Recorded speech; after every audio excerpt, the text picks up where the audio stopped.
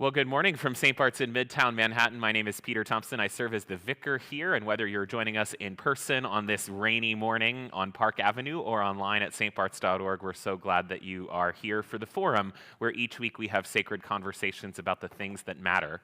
And this morning, as we continue our commemoration of Black History Month, we are very delighted to have with us Dr. Nathaniel Gumbs, who is Director of Chapel Music at Yale University. We have two Yale seminarians sitting right up here. I am a graduate, so it sometimes feels like we are the Midtown Manhattan campus. At Yale, Dr. Gumbs oversees three different chapel music programs. He holds a doctorate from Eastman School of Music in Rochester, New York, and his latest album is called Selections from King of Kings, Organ Music by Black Composers Past to Present. It's available from GIA Publications and also at major retailers and on major streaming services.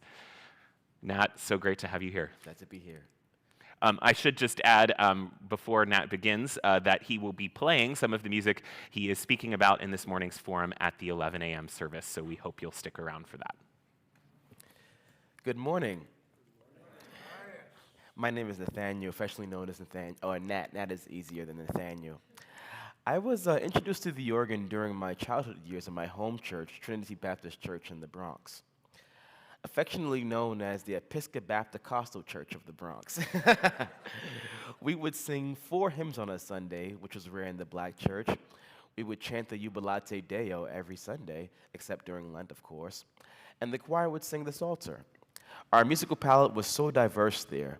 Not only did we sing traditional hymns with the pipe organ, as we would call it, but we also sang gospel hymnody with piano, Hammond, bass guitar, and drums.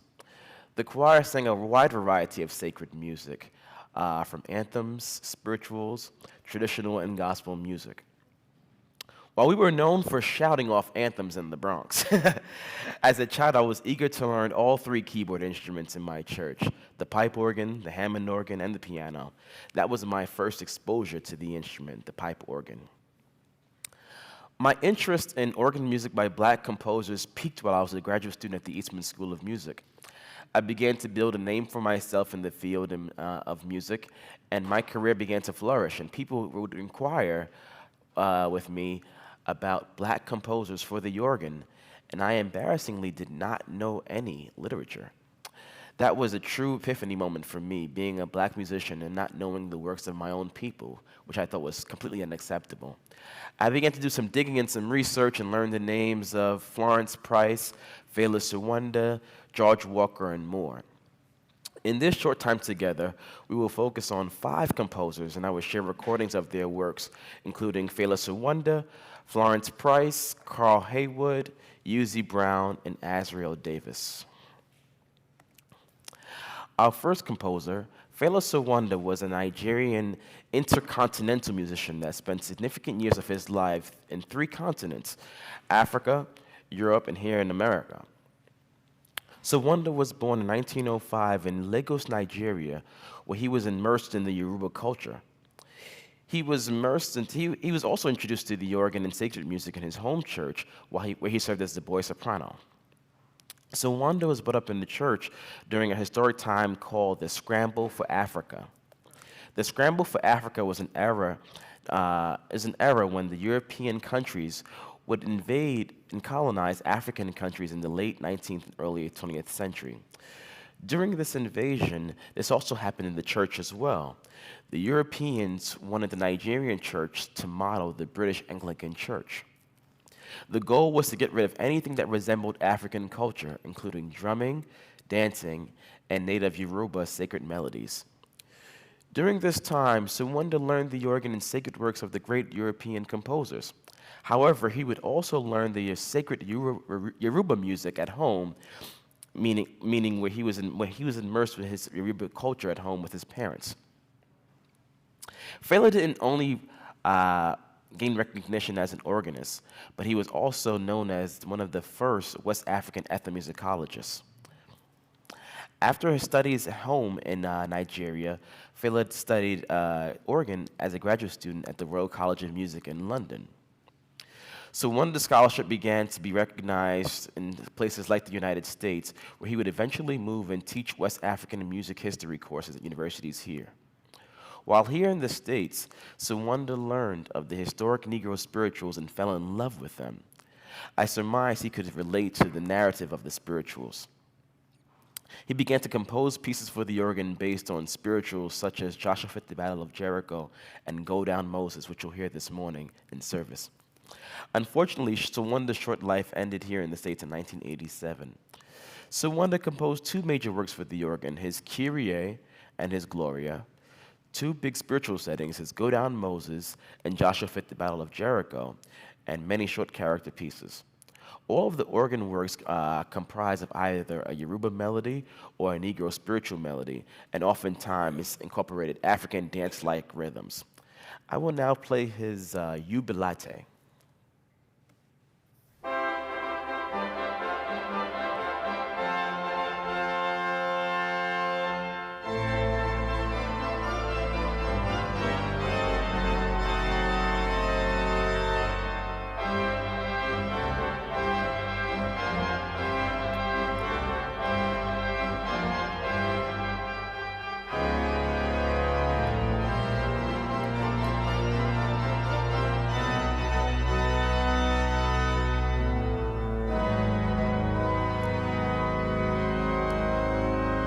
Here's African dance-like rhythms in the pedal.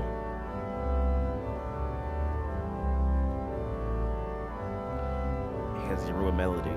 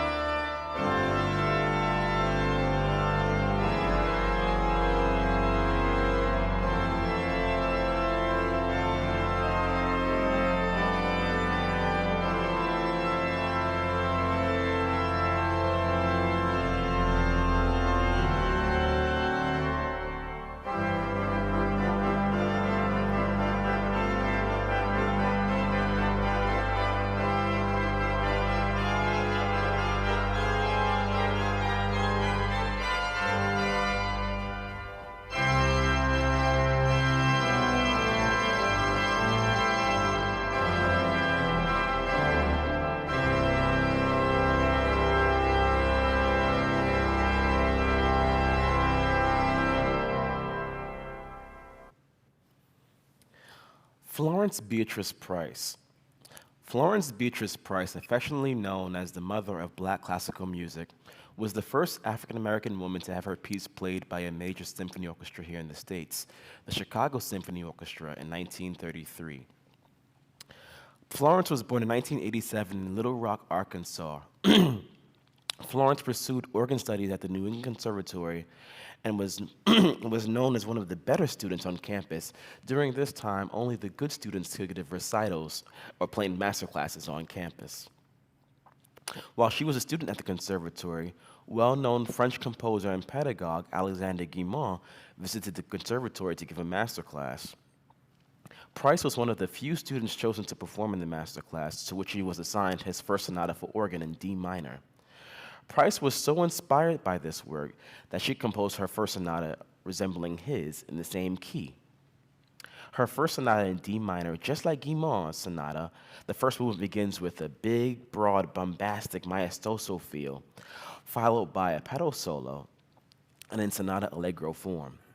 The second movement is a dialogue between the oboe stop and the flute stops of the organ in the dominant A major. And the last movement is just a big French toccata that begins in D minor and ends in D major. Price composed two major works for the organ, her suite for the organ, her sonata for the organ, and many character pieces. I will now play just the opening of the first movement of her sonata.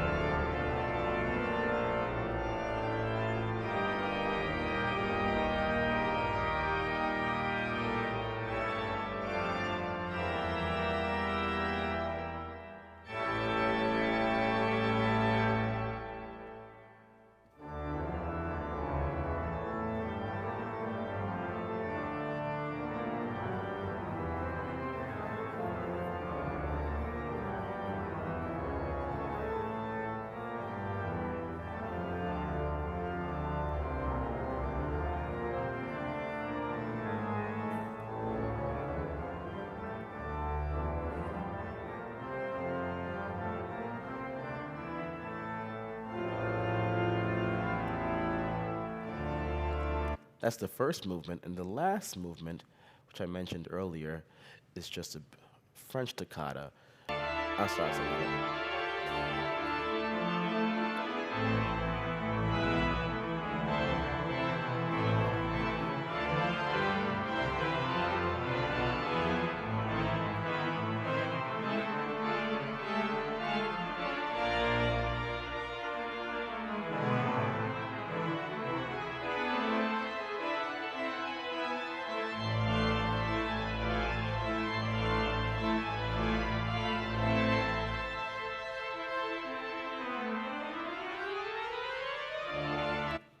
So if you close your eyes, you'll actually think you're listening to a French romantic composer for the organ, Alexandre Guimard.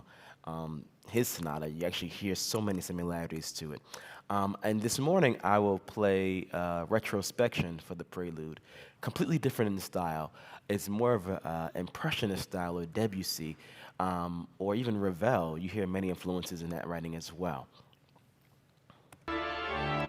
No more of that. U.Z. Brown. U.Z. Brown is a contemporary composer from Cowpen, South Carolina. Brown spent his formative years in the rural Southern Baptist Church, Southern Baptist Black Church, I should say. This rural church may or may not have had a keyboard instrument.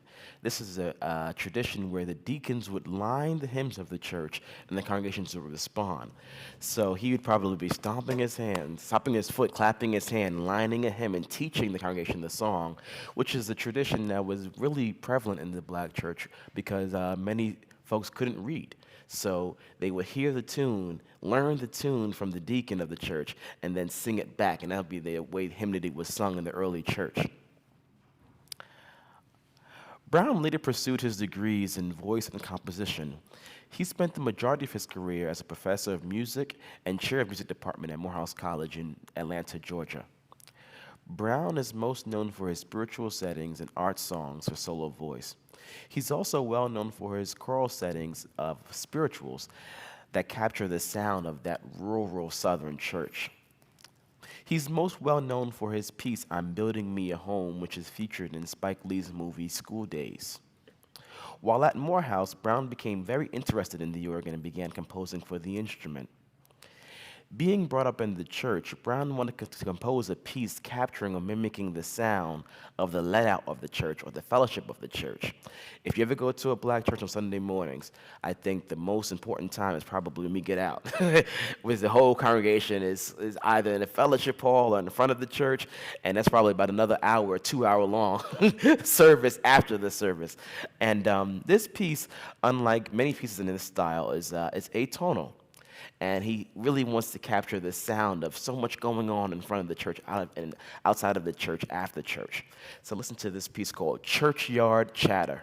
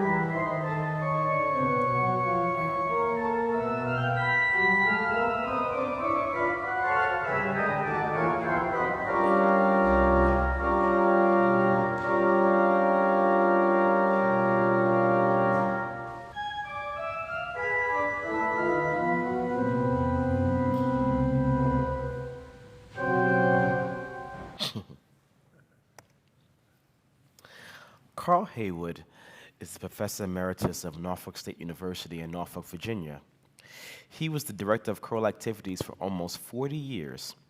Haywood studied both organ and choral conducting at Norfolk State University, Southern Methodist University, and University of Southern California. Although Haywood grew up in the Baptist church, he became an Episcopalian as an adult. Every year, Haywood's choir was invited to sing for the MLK service in Richmond, Virginia, where Haywood would improvise his wonderful piece, We Shall Overcome. It became a tradition where Haywood would play the voluntaries, accompany the service, and also conduct his choir. About 5 years ago, during the Hampton University Ministers Conference and Choir Organist Guild, this is a conference that began as a teaching ground for the untrained preacher or musician. Carl played his infamous We Shall Overcome as one of the voluntaries. In the audience was Jimmy Abington, an editor of GIA Publications. He heard the piece and he was flabbergasted and said, "Carl, what is that?" And Carl said, "Well, that's one of my improvisations I do every year for MLK Day." And he insisted that Carl gets his piece published by GIA. He said, "Please go home and transcribe it. I need that piece right away." I was actually in the audience that day as the co-organist. Now that Carl has retired from his post at Norfolk State, he is currently writing like crazy. He's transcribed his We Shall Overcome. He's has a setting of His Eyes on the Sparrow. He recently dedicated a piece to me called Spirit Fantasy, which captures the essence of the spiritual every time I feel the spirit. And his latest composition is his Suite for the Organ. This is Carl's infamous, I call it infamous because everyone knows it and plays it now, setting of We Shall Overcome.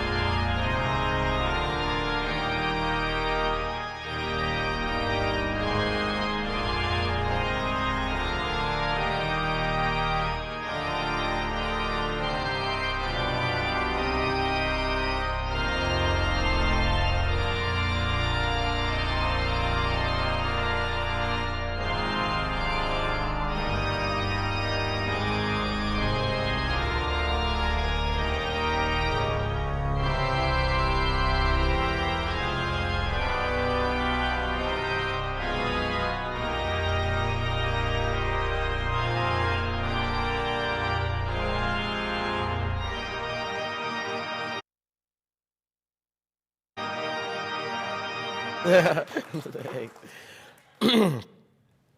Azriel Davis, he's a baby. He's 26 years old. Azriel Davis is one of my mentees I continue to celebrate daily. He is a Seventh-day Adventist musician that studied at Oakwood University and recently completed his master's at Syracuse University.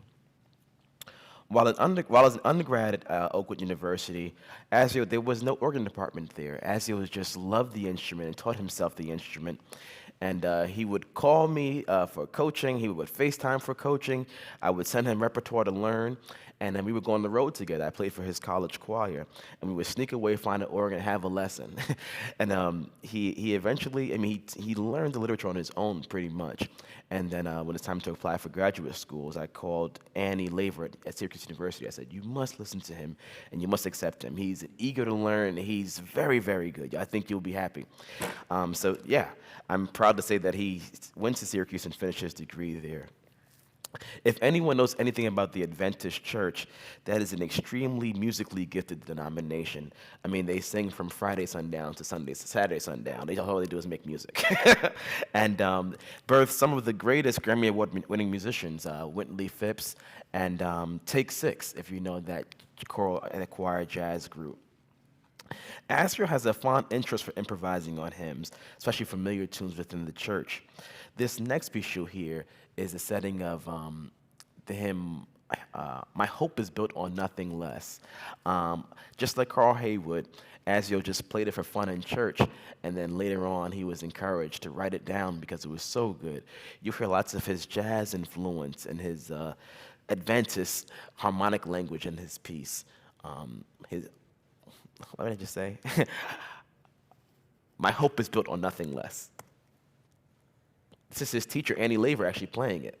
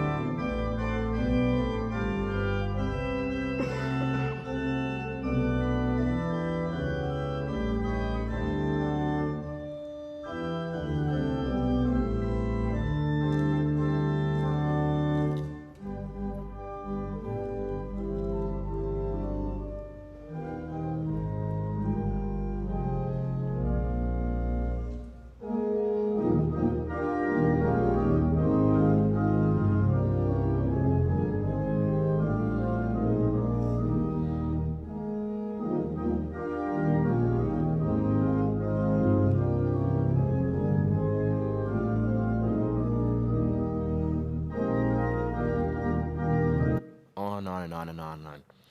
Awesome.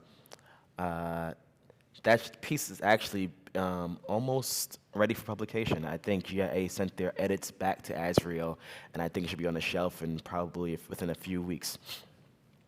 Resources. If you're looking for resources for African American organ music, GIA Publications has a 4-volume set entitled King of Kings, which this title of this presentation comes from, the recording I did recently.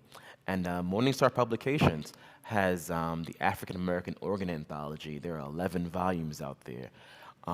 Also, Calvert Johnson, who was an Atlanta musician, he devoted his life promoting Florence Price's music and persons of color organ music. I have a 27-page document. If anyone wants it, I can share with you of composers of black organ music. This topic is near and dear to me. As I mentioned in my introduction, I knew nothing about this literature as a student studying until people were asking me, and I said, I have to do something about this, and I have to learn and share with others this precious, precious music. And the more I dig, the more I realize or learn that I have many of the same story or upbringing as a lot of these composers. We grew up in just the Baptist church and thrown at the instrument with not much training until college, when we were gifted or afforded the time. Afforded the sacrifices actually of our parents to go to college and to learn this instrument. So thank you so much for listening to this presentation.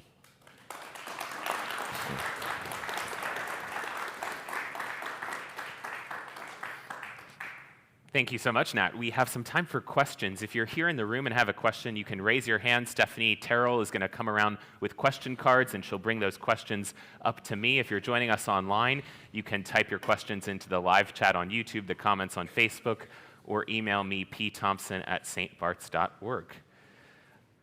Nat, it occurred to me while you were going through your presentation that black organ music is kind of a bridge between more European traditions and traditional African American music. Yeah. And as someone, I know that you've led music in predominantly white churches and predominantly black churches. I'm wondering if you can talk about how this genre of music serves as a bridge in that way. Yeah, that's actually a great question. As I talked about Suwan in the beginning, I labeled him as an intercontinental musician, but Suwanda had a wonderful way of composing in the Western European style. So let's say sonata allegro form, or ostinati, or maybe a minuet.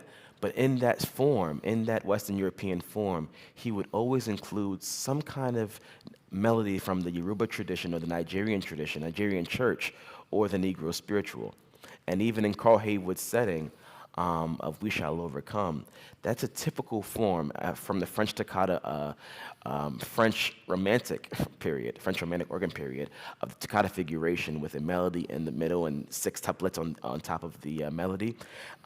So he's influenced by that, but he has the civil rights hymn under that, We Shall Overcome.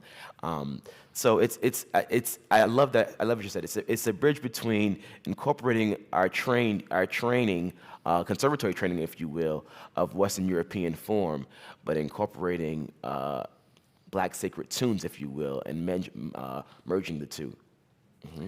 Okay, we have a lot of great questions. One person wonders, does everyone who compose for the organ, are they also organists as well? And can you talk about the specificity of these being compositions for the organ as opposed to other instruments? That is a great question as well, because everyone, well, Uzi Brown is not an organist at all, who I talked about today. To compose for the organ, you have to really know the instrument. You can tell right away if it's a bad piece for the organ or someone who actually took time to actually learn the instrument. So everyone who composed for the organ is not an organist, of course not. But I mean, with the organ, as you know, it's such a complex instrument. I don't know if you ever looked at the draw knobs of an organ. You always see 8, 4, 2, 16, 2 2/3, and what does all of that mean? 8 is a unison pitch stop. So if I pull the stop and I play middle C, I will hear that unison pitch at 8. If I pull a 4-foot, I will hear an octave higher. If I pull a 2-foot, I'll hear 2 octaves higher. If I pull a 2 2/3, I'll hear an octave and a fifth higher. So you have to pretty much know all of this while composing for the instrument, because sometimes people will compose like a pianist with hands way out here, and then you have a huge gap in the organ because there's nothing in the middle. Or even there's no need for that because you have the series of playing up an octave, up 2 octaves, or even down the octave. You can actually play right here and create the same sound, symphonic sounds, or of getting the dexterities of the instrument, the keyboard instrument. We have a question about the role of improvisation. Someone noted that 2 of the pieces you picked were improvisations that were then recorded. Yes. Can you talk about the role that improvisation plays in black organ traditions, as well as how frequently are improvs documented and written down? I love that question because it brings me back to my childhood in black church. There are some traditions, especially Pentecostal traditions, where you don't stop playing until the preacher gets up to preach. So from the beginning of the service until it's time to preach, the organist is going, just playing, improvising. There's rarely ever a time that a prayer said in black church is not undergirded with some kind of organ playing. Even the announcements is some kind of they call it talk music. So silence in church is almost like, what's happening? Why is no one playing? Improvising and improvisation is probably key for playing in the black church. Improvising hymn tunes, especially hymns of, let's say, hymn tunes. Let's go back to that. The hymn of, let's say, I am thine, O Lord. We could probably sing that 3 different ways. Is it a processional hymn? I am thine, O Lord, I have heard. If you're playing under a prayer, ya ya yam ti ti. Yada yada yada dum, or you're playing, let's say, as maybe offering song, bum bum bum bum bum bum bum bum dum bum. So improvisation is key in black church because you have to know how so many ways to set a mood in the service, if you will. That makes sense? Yeah. So a lot of folks are interested in hearing more from you. Oh, wow. Do you have videos on YouTube or a YouTube playlist they could see? Other folks are wondering, do you still play at your home church in the Bronx? Awesome. I do have, if you type in Nathaniel Gums on YouTube, there are a few videos up there. I don't go to my home church in the Bronx because of my schedule. I'm on the road a lot playing concerts or at the university church at Yale, or places like here. So I'm not at my home church pretty much at all unless I'm going during the week or for an event or an occasion, but I'm hardly ever there. It's still a very, very special place, though. Yeah. And how do folks find out about your schedule otherwise? My concert schedule is on my management's website. I forget the website, but if you Google Nathaniel Gums, the management, Karen McFarland artist will show up. And my performance schedule's on there. Excellent. And you can hear him this morning, so stick around and join us for worship.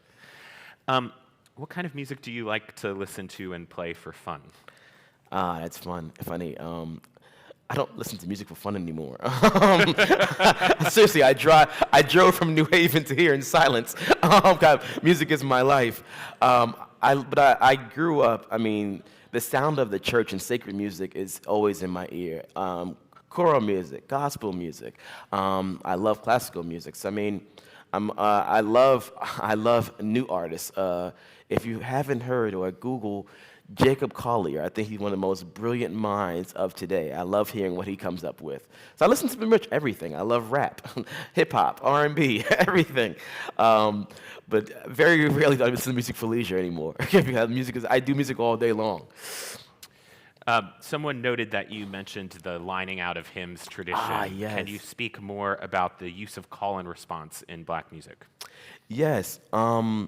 In the early church, I think I mentioned this very briefly in passing, where it was almost similar to shape note singing, where the deacon of the church would sit in front of the church with the hymnal. He would know the hymn, he or she would know, mostly he, sorry, I shouldn't act like this. Yeah, he would know the hymn tune.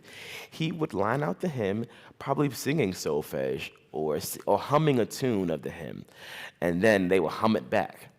And then he would probably add text to the tune, and they would sing it back. Because the early church, very few were able to read, so that was their way of teaching hymnody. And there would be a call and response. And once it gets heated up, that's when the folks start to stand up, clap, and sing it, and swing. But they had to learn it first. If you look on YouTube, look up hymn choirs of the South. It's still prevalent in North Carolina, South Carolina. The hymn choir, which sounds funny.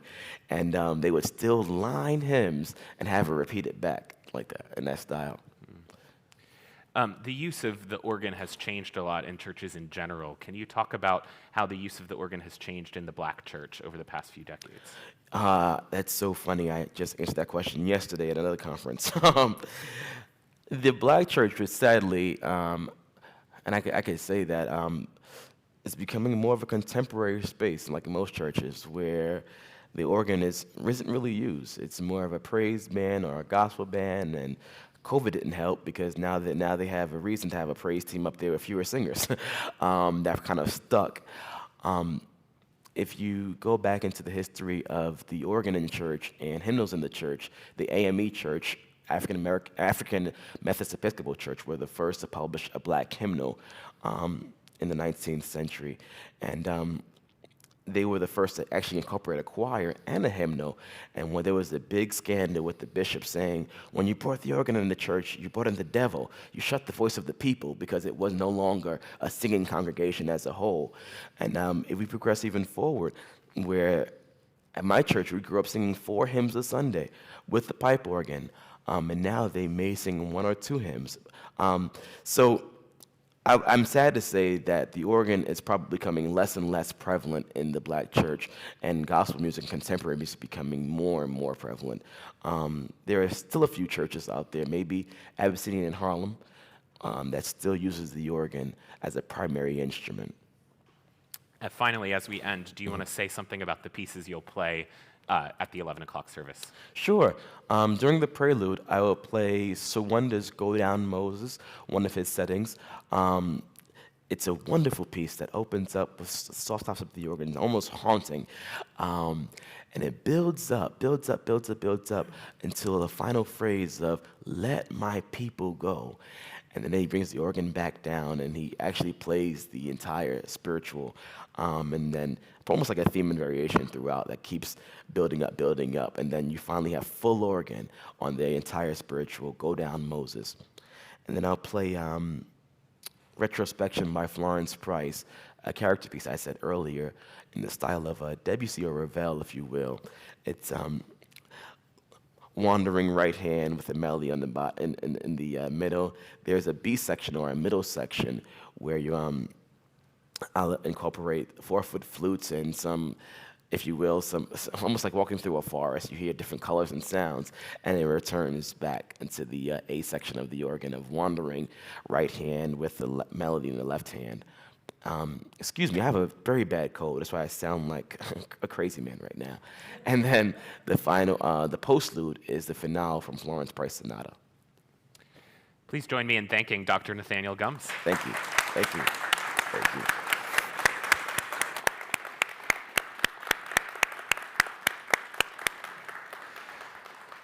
And we're ending a bit early today because the prelude is going to be a bit longer than normal. So head right straight into the church. We'll be beginning at about 10:47.